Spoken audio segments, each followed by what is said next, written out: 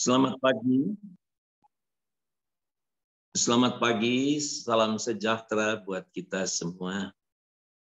Dalam situasi yang sedang kita alami, sudah 2 tahun, sejahtera Tuhan adalah hal yang sangat-sangat penting dan kita butuhkan.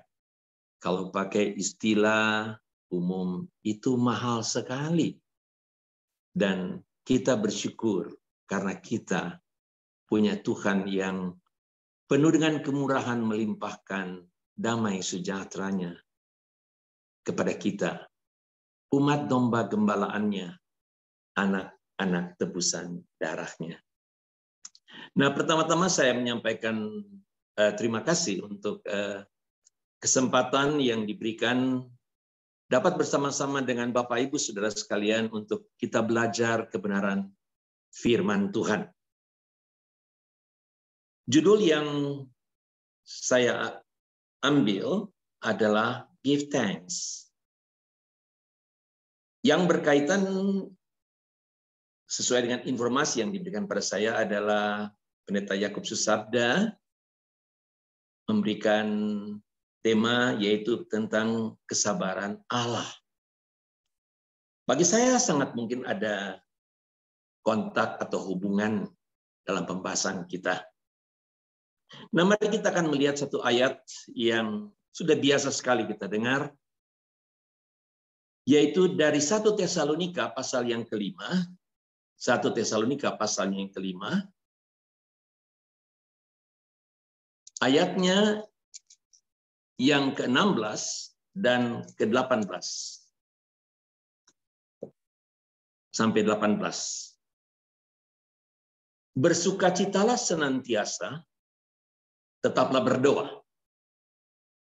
Mengucap syukurlah dalam segala hal, sebab, kita garis bawahi ya, mengucap syukurlah dalam segala hal, sebab itulah yang dikehendaki Allah di dalam Kristus Yesus bagi kamu.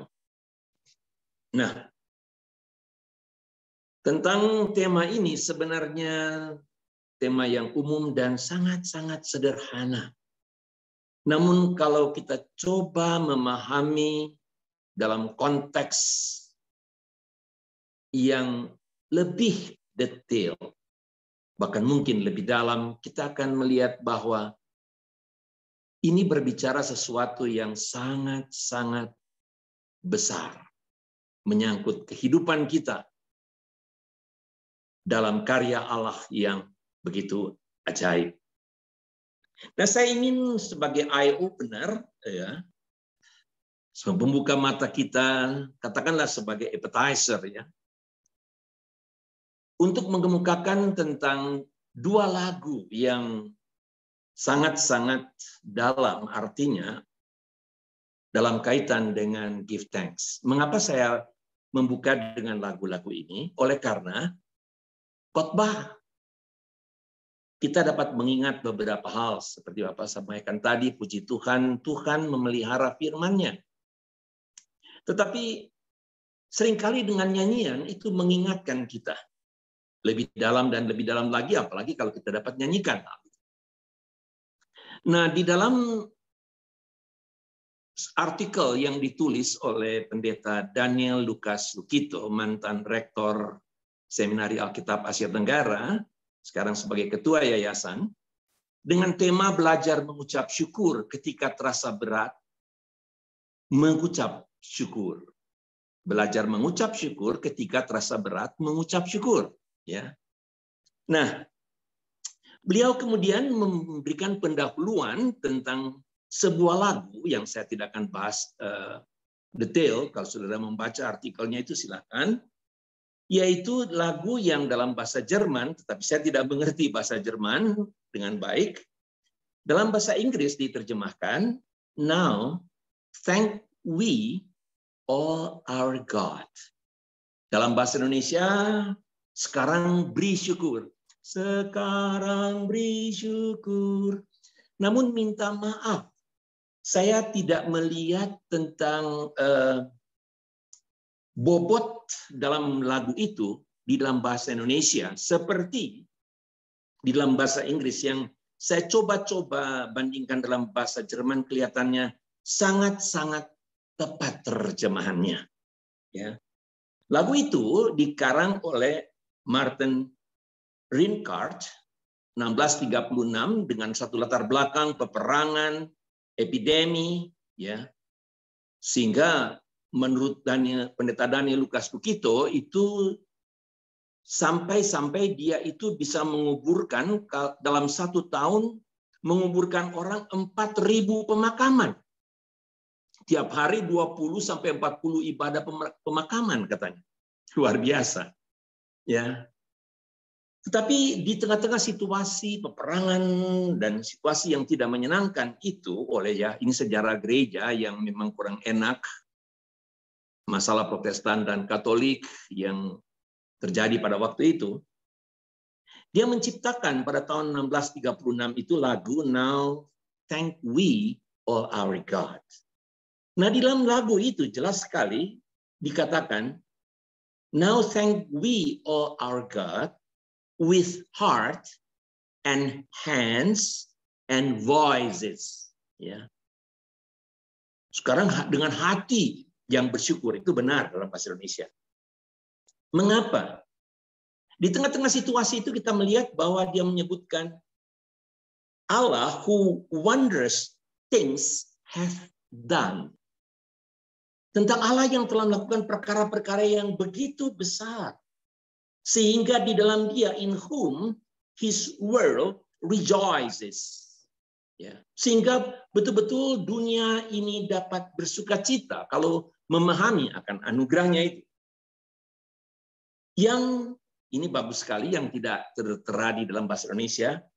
Who from our mother's arms hath blessed us on our way with countless gift of love and still is ours today. Wah, luar biasa. Mulai daripada gendongan sang ibu, terus memberkati kita dalam jalan kita itu dengan kasih karunia yang tidak dapat dihitung oleh karena kasihnya, kasih karunia yang dengan penuh kasih itu. Dan itu selalu menjadi bagian sampai hari ini. Jadi tidak terputus. Jadi give thanks di sini adalah bukan karena situasi. Itu yang saya ingin garis bawahi supaya mengerti pada waktu kita membahas nanti.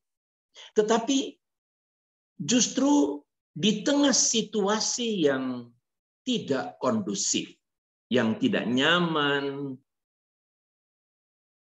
yang dia ungkapkan adalah give thanks untuk apa yang Tuhan telah perbuat. Untuk berkat-berkat Tuhan yang terus dialami oleh setiap orang yang percaya.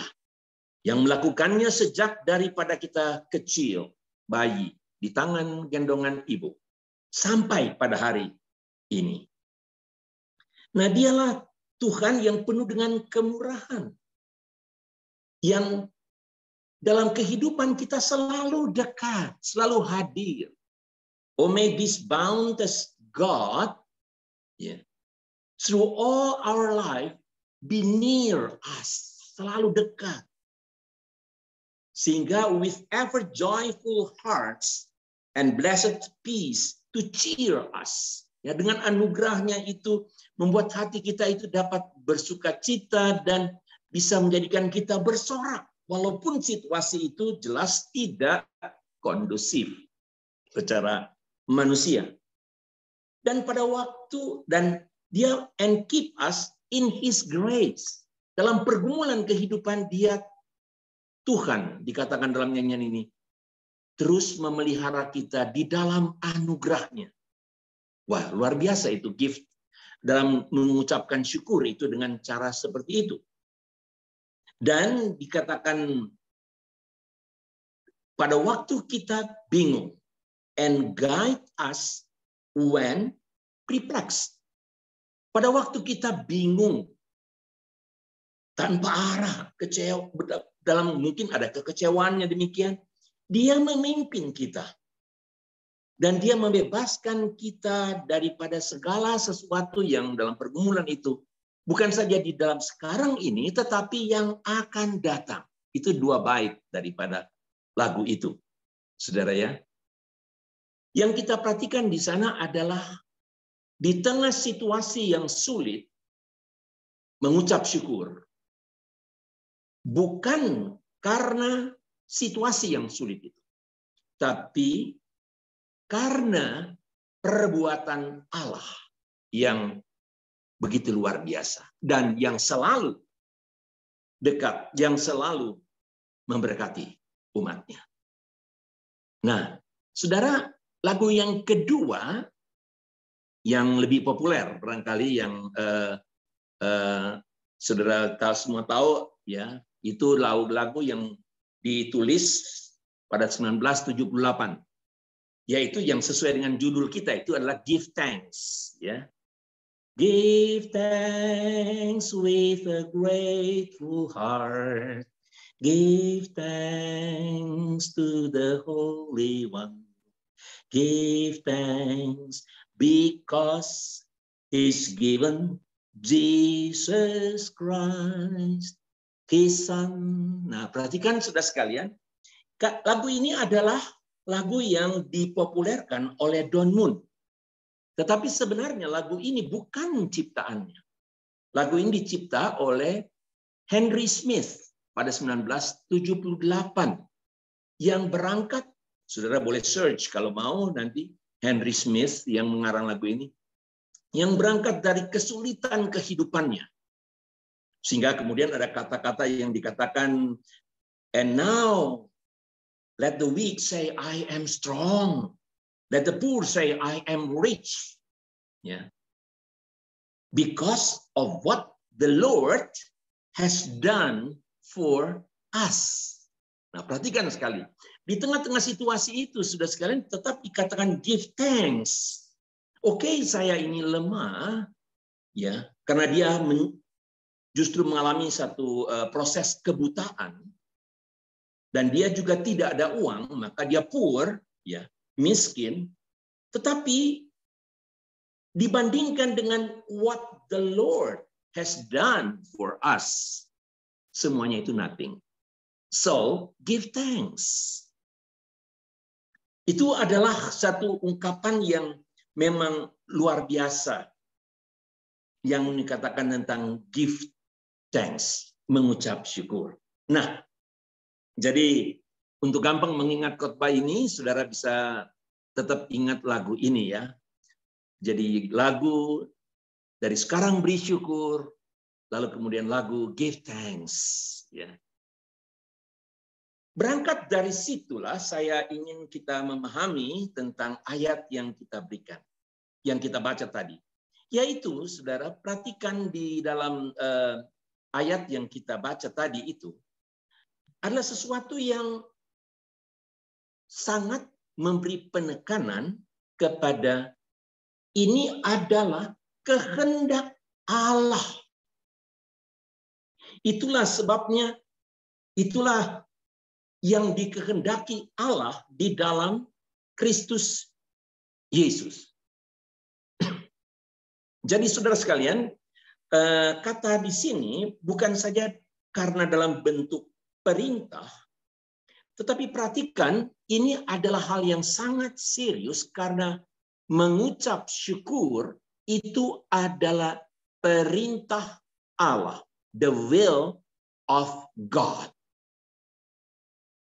Saudara, ini bukan maunya siapa, maunya kita atau maunya siapa, bukan. The will of God. Kata the will of God di sini persis sama digunakan, supaya gampangnya saya ambil saja dua contoh. Pada waktu Tuhan Yesus berdoa, Bapa di surga, Bapa yang ada di surga itu, dimurniakanlah namamu, datanglah kerajaan, jadilah kehendakmu. di bumi seperti di surga. Kata kehendak di sini sama. The will of God. Jadi Tuhan Yesus berdoa dalam doa Bapa kami itu adalah Tuhan, Bapa di sorga, itulah yang harus kamu doakan kepada Bapa di sorga, yaitu supaya kehendaknya itu jadi di bumi ini seperti di surga. Itu ada khotbah saya tentang hal itu sendiri, saudara, dan saudara tentu ada pembahasannya tentang doa Bapa kami. Tapi saya menekankan di sini tentang bagaimana untuk doa itu Tuhan Yesus ajarkan untuk mewujudkan, kita orang percaya, mewujudkan kehendak Allah. Jadi serius kalau begitu. Dan Tuhan Yesus sendiri memberikan contoh yang jelas dalam pergumulan, dalam situasi yang tidak ada bandingannya, saudara. Pada waktu pergumulan di Taman Getsemani, Tuhan Yesus berkata, ya Bapa, bukan kehendakku, tetapi kehendakmu yang jadi. Nah, saudara sekalian, dalam penderitaan itu, Tuhan Yesus sebagai manusia, sama seperti kita semua, saudara sekalian, hanya dia tidak berbuat dosa. Mengalami penderitaan, dia mengatakan, kalau boleh cawan ini berlalu daripada. Kalau kita sekarang ini, kalau boleh pandemi ini cepat berlalu. Ya, itu kita harapkan. Tetapi kembali penekanan, bukan kehendakku, tetapi kehendakmu. Kalau boleh aku cepat sembuh. Kalau boleh keluargaku, teman-temanku tidak mengalami sakit, bahkan meninggal. Dan itu sudah terjadi. Ya. Tetapi Tuhan Yesus mengajarkan bukan kehendakmu, tetapi kehendakmu yang jadi. Nah, jadi saudara perhatikan di sini dalam keseharian hidup dalam doa Bapa kami, mewujudkan kehendak Allah. Dalam mengalami penderitaan yang luar biasa, Tuhan Yesus memberikan contoh di sana adalah bukan kehendakku. Kalau aku harus meminum cawan ini, kehendakmu yang jadi. Nah, jadi saudara perhatikan bahwa give thanks, ya, mengucap syukur itu bukan main-main, itu the will of God. Kita mau atau tidak mau, bukan persoalannya. Ini adalah kehendak Allah. Kalau kita menyebutkan diri sebagai anak-anak Tuhan, maka jelas kita harus mewujud menyatakan kehendak Allah. Apapun situasi yang kita hadapi, bukan kehendakku, tetapi kehendak Allah. Nah, di dalam hal itulah Tuhan dalam firman ini mengatakan, yaitu bahwa kehendak Allah ini adalah di dalam Kristus Yesus bagi kamu. Artinya bagi kita yang ada di dalam Kristus Yesus. Itulah kehendak Allah. Tuhan tidak menuntut apa yang tidak pernah Dia berikan. Tetapi Tuhan memberikan perintah karena Dia telah berbuat lebih dahulu. Itulah ingat nyanyian tadi. Karena Tuhan telah berkarya. Karena Tuhan telah melakukan perbuatan yang ajaib. Karena anugerahnya yang begitu besar. Maka kalau sudah seperti itu yang diberikannya di dalam Kristus, logis dong konsekuensinya. Tuhan menghendaki, the will of God adalah give thanks, mengucap syukur. Apapun dan bagaimanapun yang dihadapi. Nah, di sini memang ada beberapa perdebatan, sudah sekalian. Kita akan lihat sebentar kalau kita punya cukup waktu, yaitu seperti juga Pendeta Daniel Lukas menyinggung itu. Ini mengucap syukur disebutkan di sini adalah dalam segala hal, bukan untuk segala hal. Kita akan bahas nanti sebentar kalau sempat saudara sekalian. Karena kita masih bisa melihat di dalam Efesus pasal yang kelima ayat 20 itu mengatakan untuk segala hal, for everything, atas segala sesuatu. Ya. Nah, kalau hanya berdasarkan pada 1 Tesalonika pasal yang kelima ini, itu jelas sekali adalah menunjukkan di dalam Kristus Yesus dalam segala hal. Maksudnya di sini begini, saudara ya. Kalau dikatakan dalam segala hal dan untuk segala hal itu berbeda memang.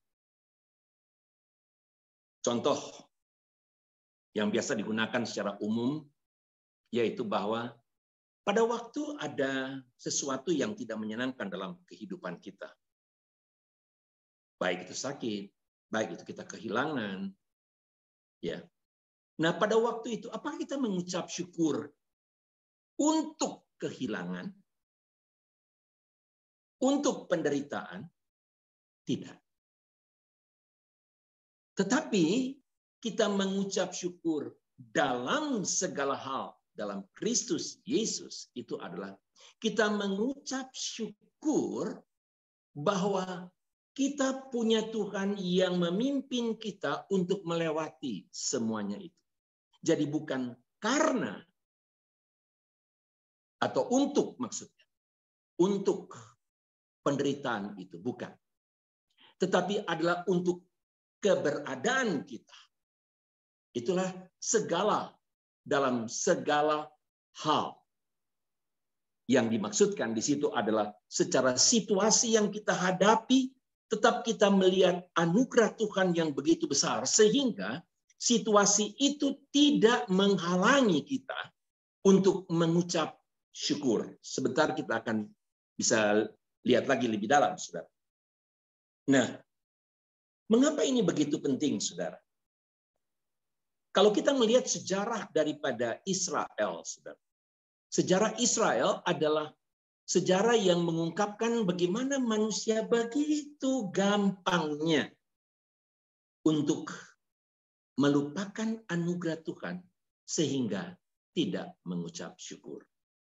Ya, kalau saudara melihat bersama saya bisa melihat namanya Mazmur 106 ya. Lembaga Alkitab memberikan satu judul yang bagus sekali. Kasih setia Allah ya. Ya. Dan ketegaran hati Israel. Jadi kontras. Maka saya katakan berhubungan dengan kesabaran Allah itu. Apa yang terjadi? Tuhan melakukan perbuatan-perbuatan yang besar terhadap orang Israel. Tetapi di dalam ayat ke-7, Mazmur 106 ayat 7, nenek moyang kami di Mesir tidak mengerti perbuatan-perbuatanmu yang ajaib. Maafkan terjemahan yang lebih baik. Nenek moyang kami di Mesir tidak memberi perhatian terhadap perbuatan-perbuatanmu yang ajaib. Tidak ingat besarnya kasih setiamu. Enggak ingat. Karena perhatian. Lihat, tapi tidak memberi perhatian. Ya, untuk perbuatan-perbuatannya yang ajaib itu. Sehingga cepat sekali lupa. Akibatnya, mereka memberontak terhadap yang maha tinggi di laut Teberau. Itu jelas, saudara, lihat mereka dengan puji-pujian melihat perbuatan Tuhan, tetapi segera melupakannya. Ya, ayat 13 lebih kuat lagi. Mazmur 106 ayat 13. Tetapi segera, jadi perbuatan-perbuatan ajaib, tetapi segera mereka melupakan perbuatan-perbuatannya dan tidak menantikan nasihatnya. Nah, ini kita lah, saudara sekalian. Tuhan telah melakukan perbuatan yang besar, sehingga Tuhan menginginkan the will of God adalah kita give thanks dalam segala hal, bukan karena situasi itu, tapi karena keberadaan kita dalam relasi kita dengan Tuhan.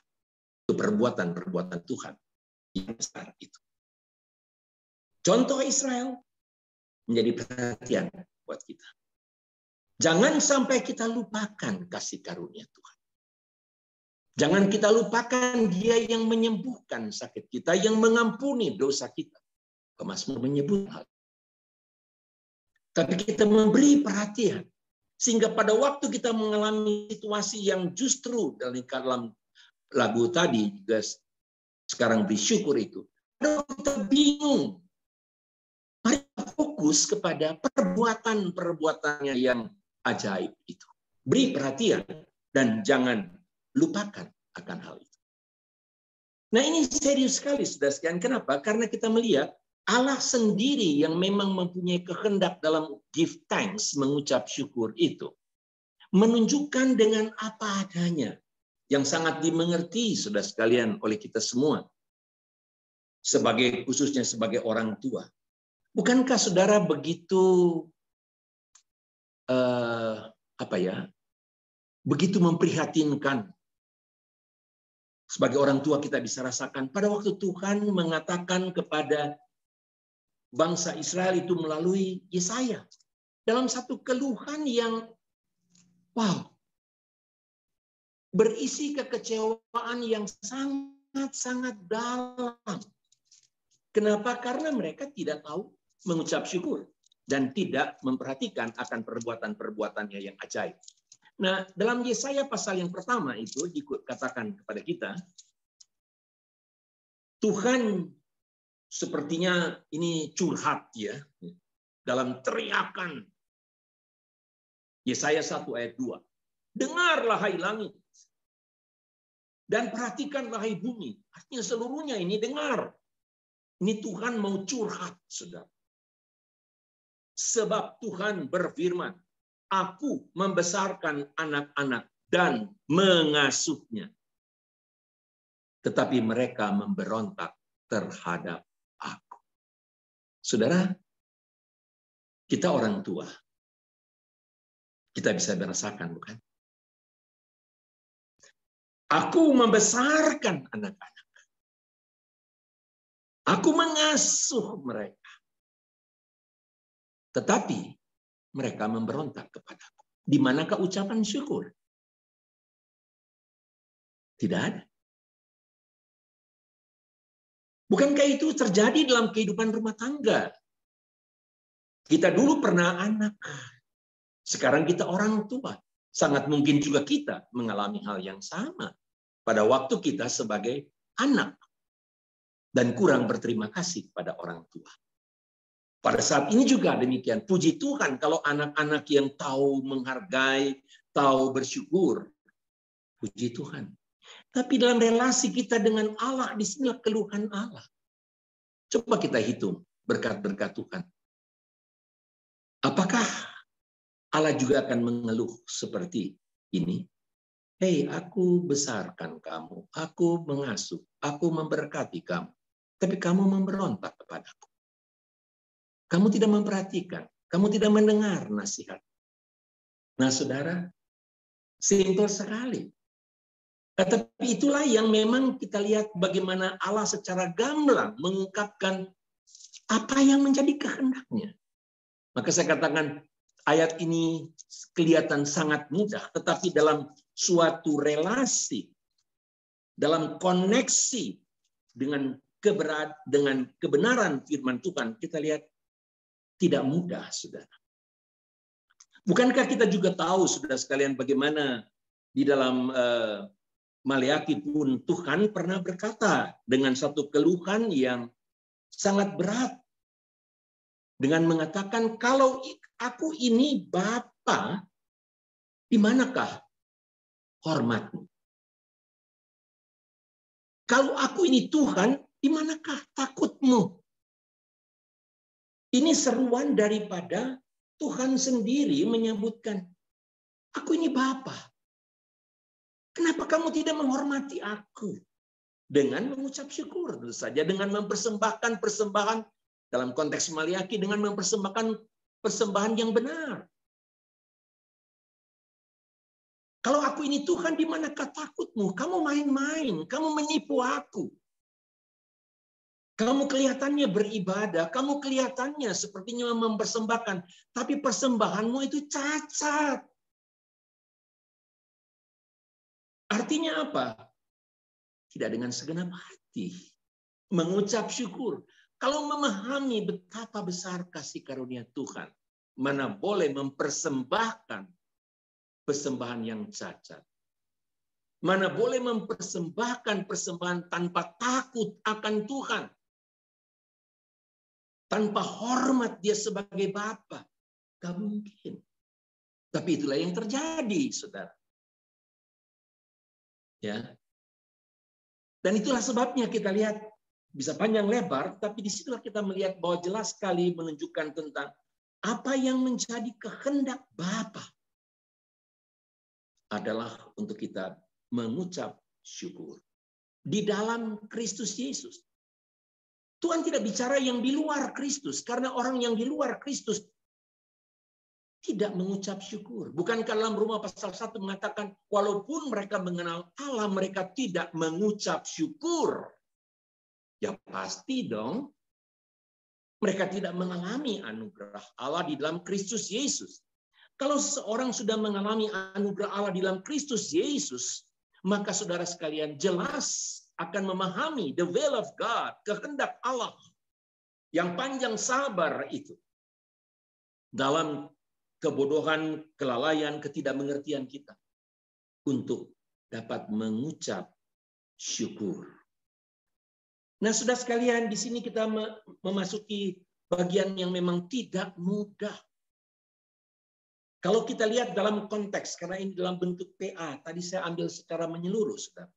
Kalau kita melihat dalam konteks pembacaan kita tadi, konteks dekatnya, maka alasan mengucap syukur itu, yang seperti diungkapkan dalam nyanyian ini, yang kita sudah lihat, saudara, kita melihat di sana konteks ayat yang disebutkan.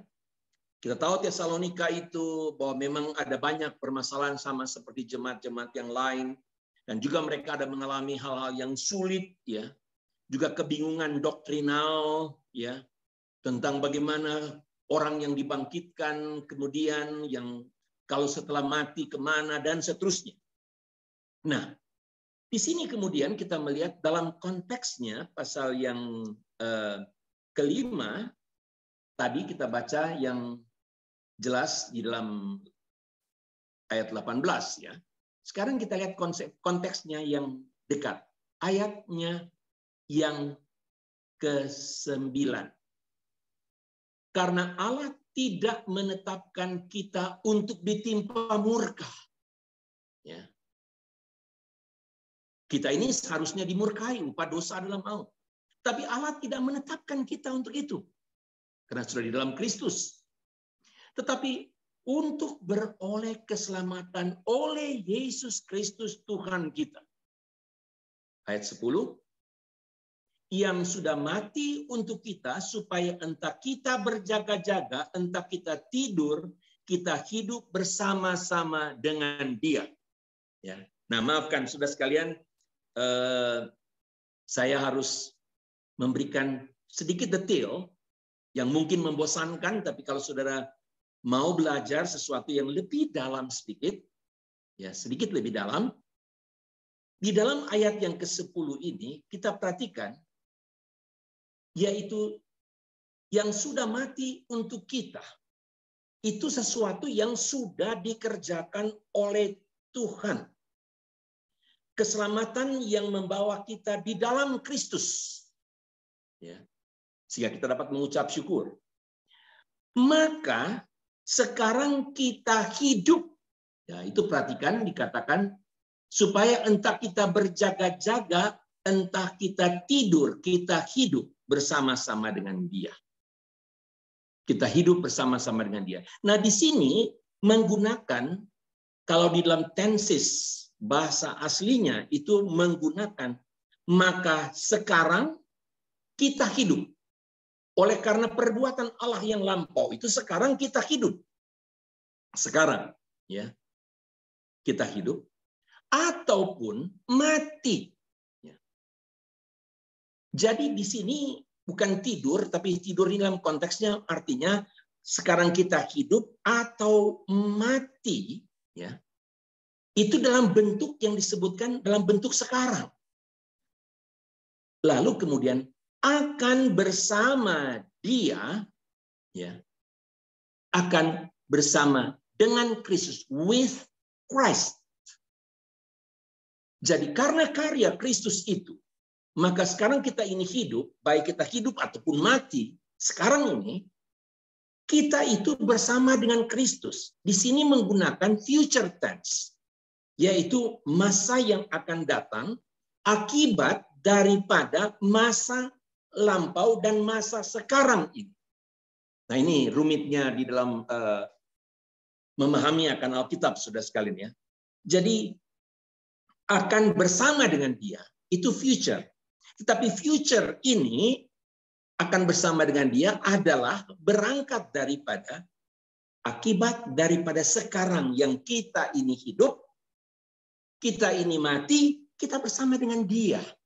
Jadi kita bersama dengan dia sekarang ini dan kita akan terus bersama dengan dia untuk seterusnya. Nah, kemudian kita lihat di dalam konteks yang sama, sudah sekian dalam pasal yang keempat, di dalam ayat 14. Dikatakan di sana, 1 Tesalonika 4 ayat 14, karena jikalau kita percaya bahwa Yesus telah mati dan telah bangkit, ya, itu kita percaya, sekarang ini kita percaya, ya, now, itu, bahwa dia sudah bangkit, sudah mati dan bangkit, itu yang lalu. Maka kita percaya juga, ya, kita percaya juga bahwa mereka yang telah meninggal dalam Yesus akan dikumpulkan bersama-sama dengan dia. Logikanya sederhana, saya sederhanakan. Kita percaya kepada karya Kristus, ya. Maka sekarang, seperti yang kita bahas tadi, bersama-sama dengan dia sekarang ini dan juga seterusnya bersama dengan dia. Ya. Ayat 17 juga sama. Sesudah itu kita yang hidup yang masih tinggal akan diangkat bersama-sama dengan mereka dalam awan, menyongsong Tuhan di angkasa. Demikianlah kita akan selama-lamanya bersama dengan Tuhan. Nah, saudara sekalian, kalau saya boleh sebutkan dengan sederhana sekali, apa sih yang kita cari, saudara, di dalam kehidupan ini? Tadi ada Bapak yang mengatakan, nah ini kita cari uang jadi seperti crazy rich yang kemudian sudah di penjara. Kita bukan urusan kita, saudara sekalian, kita mengharapkan semua yang baik. Tapi saudara sekalian, mari kita coba pikir dengan sederhana sekali. Ya. Alasan mengucap syukur the will of God, kenapa? Karena karya Allah jelas. Dan jaminan yang diberikan kepada kita. Maka dalam segala hal, situasi apapun, tidak mengubah keberadaan kita. Dalam relasi kita dengan Tuhan. Ya. Itu the will of God. Saya coba aplikasikan, saudara sekalian, ya di sini. Yaitu bahwa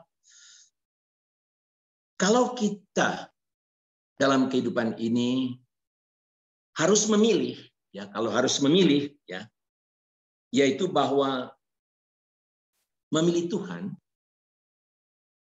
atau kita memilih kesuksesan, keberhasilan, kenyamanan, ya, kekayaan, dan seterusnya. Kita pilih mana?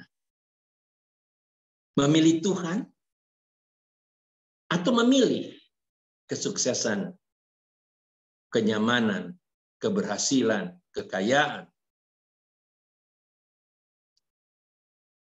Saya tidak perlu, karena gini Zoom kita tidak bisa berkomunikasi dengan baik, mungkin dalam tanya jawab sebentar. Nah, saudara perhatikan, menurut saya, kebanyakan akan menjawab, mungkin juga saya, saudara sekalian, ya, walaupun mungkin itu jawaban salah, Yaitu bahwa kita mau pilih Tuhan. Tapi Tuhan yang bagaimana? Yaitu Tuhan yang memberkati aku dengan kekayaan, dengan kesuksesan, keberhasilan, kenyamanan. Aku pilih Tuhan. Tapi tujuannya apa? Untuk Tuhan yang berkarya, yang telah menyatakan karyanya yang ajaib, atau untuk Tuhan yang akan memberikan keberhasilan dan segala berkatnya dalam kehidupan sekarang ini. Nah, saudara, perhatikan di situ ya. Tentu kita akan pilih Tuhan, tapi Tuhan yang bagaimana? Jadi, kalau sampai Tuhan yang saya percayai tidak memberikan apa yang saya harapkan, sukar sekali mengucap syukur, bukan? Gampang sekali mengucap syukur, puji Tuhan, haleluya. Pada waktu segala sesuatu berjalan dengan baik. Pada waktu segala sesuatu nyaman, segala sesuatu sukses. Mengucap syukur, puji Tuhan, kita bersaksi, kita mengadakan kebaktian ucapan syukur. Gampang sekali. Tapi bagaimana, saudara, kalau kita cuma punya Tuhan yang telah memberikan anugerahnya dalam Kristus Yesus itu. Tetapi kita mengalami bukan seperti yang kita inginkan. Bukan kehendakku, tapi kehendakku yang jadi. Nah, sukar kan? Jadi give thanks, mengucap syukur ini sudah sekalian tidak mudah. Karena kita punya keinginan. Yang celakanya kalau keinginan kita untuk kepentingan kita lebih besar daripada keinginan kita dalam arti kebutuhan kita terhadap Tuhan. Nah, saudara sekalian, saya yakin ini tidak mungkin untuk dibahas dengan panjang lebar, walaupun sudah panjang lebar, saudara ya. Tapi saudara dapat menjabarkannya. Saya memberikan salah satu contoh saja, saudara ya, di dalam Perjanjian Lama. Saudara perhatikan enggak kalau umpamanya perhatikan di dalam ada beberapa contoh saya lihat di sini sehingga saya harus memilih, saudara, untuk karena waktu yang ada. Nah, saudara, baik saya pakai dua contoh saja, saudara, ya, dari kitab Daniel, umpamanya Daniel. Saya tidak bacakan, saudara tahu Daniel pasal yang ketiga ayat 17-18, Sadrak, Mesak, Abednego pada waktu menghadapi Nebukadnezar, dan apa yang mereka katakan? Terjemahan dalam bahasa Indonesia ada sedikit kurang tepat mengatakan jika, ya, itu sebenarnya tidak ada kata jika di dalam dan Daniel pasal yang ketiga itu ya. Dikatakan dalam Daniel pasal 3 ayat 17, jika Allah kami yang kami puja sanggup melepaskan kami, maka Ia akan melepaskan kami. Itu terjemahan yang kurang pas. Tepatnya adalah Allah kami yang kami puja sanggup melepaskan kami. Dan Ia akan melepaskan kami. Ya, dari perapian yang menyala-nyala. Dan dari dalam tanganmu ya Raja. Perhatikan. Allah kami berkuasa. Situasi ini tidak kondusif. Allah kami berkuasa. Dan Dia berkuasa untuk melepaskan kami. Saya sakit, Allahku berkuasa. Dia sanggup menyembuhkan aku. Saya mengalami kesulitan, Allahku berkuasa. Dia sanggup memberikan jalan keluar. Ya, itu bagus sekali. Tapi perhatikan ayat 18. Tetapi seandainya tidak. Nah, inilah masalahnya. Seandainya tidak. Kalau Dia berkehendak yang lain. Bukan kehendak kami. Kami tahu Dia berkuasa, tetapi bukan kehendak kami. Kalau Dia tidak melakukan sesuai dengan kuasanya melepaskan kami, hei Raja Nebukadnezar, ketahuilah kami tetap tidak akan menyembah. Mati pun oke. Artinya apa? Lebih baik kami ini mati daripada kami terpisah daripada Tuhan. daripada kami melawan dia. Apa artinya hidup ini jikalau tidak beserta dengan Tuhan? Apa artinya jabatan? Apa artinya kekayaan? Apa artinya kehormatan? Hai Raja Nebukadnezar. Kalau Tuhan tidak beserta dengan kami. Itu maksudnya, maknanya. Sehingga mereka memilih relasi dengan Tuhan itu lebih daripada segala-galanya. Kehadiran Tuhan dalam kehidupan mereka, di mana mereka mengucap syukur untuk hal itu, tidak dapat diambil oleh siapapun juga. Saudara, luar biasa bukan ayat itu? Tapi ada ayat yang lebih lagi, saudara sekalian. Banyak sebenarnya, tapi di dalam Mazmur pasalnya yang ke Mazmur 73, saya lihat waktu saya sudah mepet. Mazmur 73 itu lebih gamblang lagi, saudara ya, dari pergumulan Asaf dalam pergumulan yang tidak mudah itu dalam kehidupannya. Dia mengatakan Mazmur 73 ayat 21 sampai 25 berkata demikian. Ketika hatiku merasa pahit, ini pergumulan bukan? Buah pinggangku menusuk-nusuk rasanya.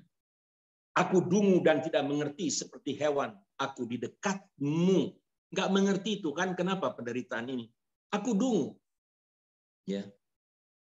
Tetapi aku tetap di dekatmu. Ya. Jadi dalam penderitaan ini, aku tidak mengerti, tapi aku tetap di dekatmu. Engkau memegang tangan kananmu. Engkau memegang tangan kananku. Dengan menasihati, dengan nasihatmu, engkau menuntun aku dan kemudian engkau mengangkat aku ke dalam kemuliaan. Nah, ayat 25, gamblang sekali. Siapa gerangan ada padaku di sorga selain engkau? Selain engkau tidak ada yang kuingini di bumi. Wow. Jujur, sudah sekali ini tidak mudah, bukan? Apakah Tuhan segala-galanya dalam hidup kita? Bahwa hanya Tuhan yang kita ingin. Apapun yang terjadi dalam kehidupan kita, hanya Tuhan yang kuingini. Beserta dengan aku. Kehadiran Tuhan dalam kehidupanku, itulah yang terpenting dalam kehidupanku. Nah, kalau memahami seperti itu, kita sekarang mengerti mengapa ini adalah perintah Allah yang menyebutkan mengucap syukur. Yang artinya dalam segala hal kita trust. Kita percaya dan mempercayakan diri kepadanya. Bahwa apa yang dia perbuat dalam karyanya, kalau dia sudah memberikan anaknya yang tunggal, apalagi yang akan ditahankan kepada kita. Itu logika yang sangat luar biasa dalam Roma pasal 8 itu. Kalau dia telah memberikan anaknya yang tunggal, apalagi yang perlu ditahankannya? Kalau dia sudah memberi dirinya, apalagi yang ditahankannya? Tidak ada. Itu sudah yang tertinggi. Maka yang lain dalam kehidupan kita, itu jelas dia beserta dengan kita. Itu sebabnya alasannya adalah mengucap syukur. Nah, sudah sekalian, waktu tidak memungkinkan untuk kita dapat lebih melihat bagian-bagian detail seperti Efesus pasal 5, tetapi kita lihat sudah sekalian, ya pada akhirnya ini saya mau mengatakan, saudara, di dalam ini satu kesimpulan, di dalam tulisan daripada Jonathan Edwards, seorang teolog yang pernah memberikan kebangunan luar biasa di Amerika Serikat, dia mengatakan, sudah sekalian, di sini saya memberi catatannya, saudara. Dia mengatakan seperti ini. Ada 3 alasan bahwa dalam kehidupan kita ini kita dapat sungguh-sungguh bersyukur pada Tuhan, gitu ya. Berbahagia dalam Tuhan, ya. Kenapa? Dia mengatakan ada 3 alasan itu. Yang pertama, dia mengatakan kita percaya bahwa hal yang buruk, your bad things, will turn out for good. Hal-hal yang sepertinya buruk, tapi kita tahu kalau kita percaya kepada Tuhan, dia akan turn out, dia akan mengubah menjadi good. Baik. Your good things can never be taken away from you. Itu yang kedua. Ya. Bahwa hal yang baik, karunia yang telah diberikan kepada Tuhan, dan oleh Tuhan kepada kita itu, can never be taken from you. Tidak dapat diambil, apapun situasi itu, tidak dapat mengambil. And the best thing is yet to come. Yang terbaik masih akan datang. Jadi, saudara sekalian, mengucap syukur di sini kita melihat, walaupun konteksnya Jonathan Edwards adalah tentang happiness, tapi saya mengambil ini jelas. Kenapa kita mengucap syukur dalam segala hal? Jelas, alasannya karena perbuatan Allah. Yang kita mengerti, hal yang buruk kita dungu seperti Asaf, tidak mengerti. Tuhan berkuasa mengubah itu menjadi hal yang baik bagi kita. Dan apa yang Tuhan sudah berikan kepada kita dalam Kristus Yesus tidak dapat diambil oleh siapapun juga, oleh apapun juga, atau diganggu oleh situasi apapun juga. Karena itu pemberian Allah. Dia hadir dalam hidup kita. Dan dia beserta dengan kita sampai selama-lamanya. Bukankah itu hal yang luar biasa? Dan janji Tuhan yang terbaik dalam kehidupan orang percaya itu is yet to come. Masih akan datang, yaitu pada waktu kita berada di dalam kemuliaan bersama-sama dengan Dia. Nah, saudara sekalian, saya melewati banyak sebenarnya bagian-bagian yang detail, tapi saya percaya inti daripada tentang give thanks ini jelas sekali. Kita mengucap syukur karena perbuatan Allah, for what He has done for us. Give thanks. Ya. Kiranya Tuhan memberkati kita semua.